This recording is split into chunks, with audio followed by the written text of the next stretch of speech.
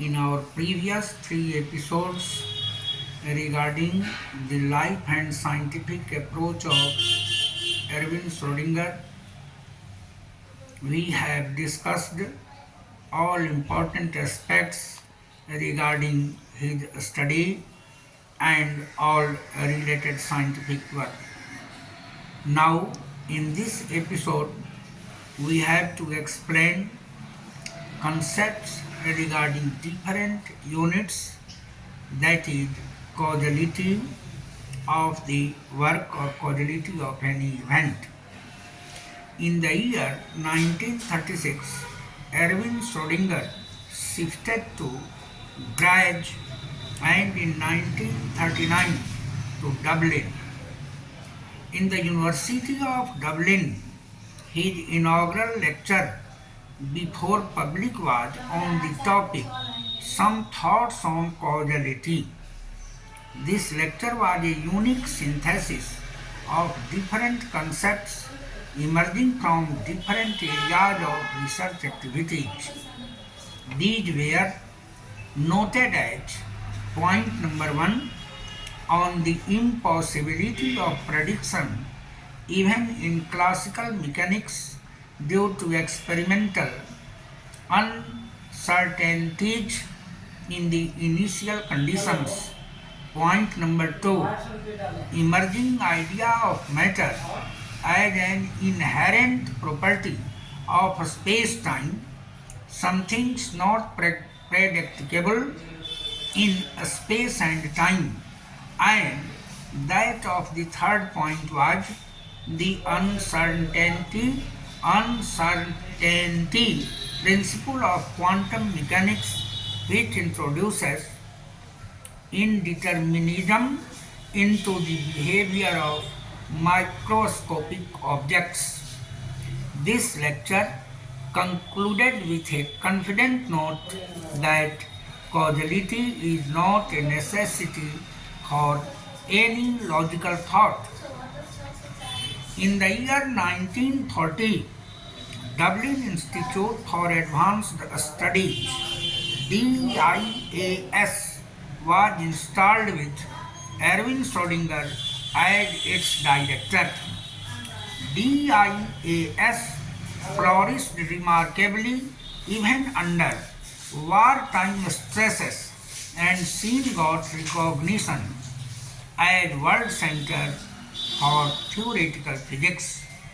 After working at different places, he finally returned in 1956 to his home, Vienna, from where he had started at the beginning of his career.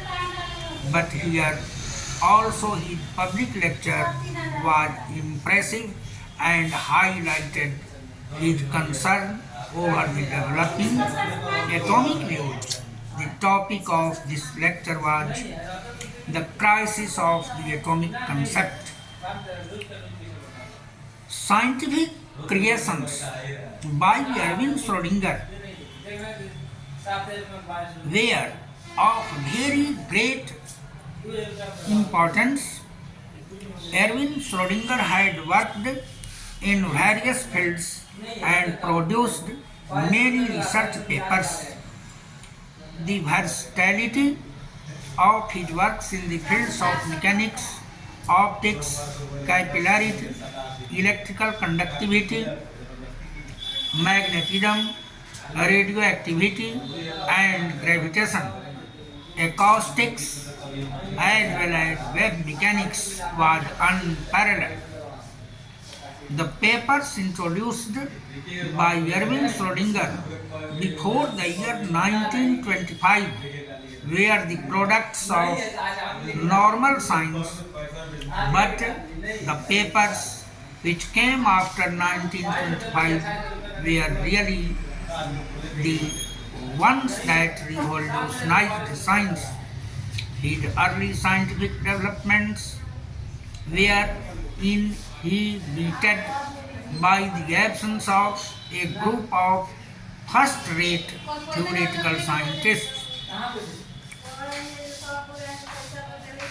At his working place, Vienna, with whom he could discuss freely and critically.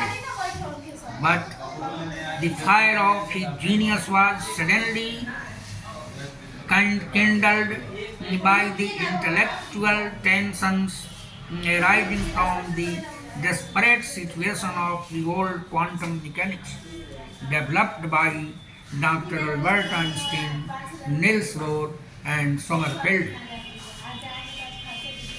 Impressed by Einstein's comments on de Broglie's work, Schrödinger has taken this problem of representing the mathematical equation for the matter waves. In the years 1925-26, he was creating science which was going to change entire line of approach in the field of science. At the beginning, he had tried in vain to make a picture of the gauge waves of the electrons in the Kepler's orbit. The electron waves of the de Broglie theory are traveling waves, and Schrödinger wanted to find the structure of such waves when they are refracted sufficiently to travel in one of the Bohr's orbit. This was the main reading, and this was a critical fact drawn by that very great scientist. Accordingly, he found an equation to wave equation. That was the equation which made the way for further advancement. Schrödinger used a method similar to that found in many elementary textbooks today. Substitution of the de Broglie's relation for the wavelength of a particle into the ordinary steady state wave equation of mathematical physics. Of course, one cannot actually derive the Schrödinger wave equation from classical physics. The so-called derivation is therefore a justification rather than derivation. It would be reasonable to write down the final equation as a postulate of wave mechanics and then to show that it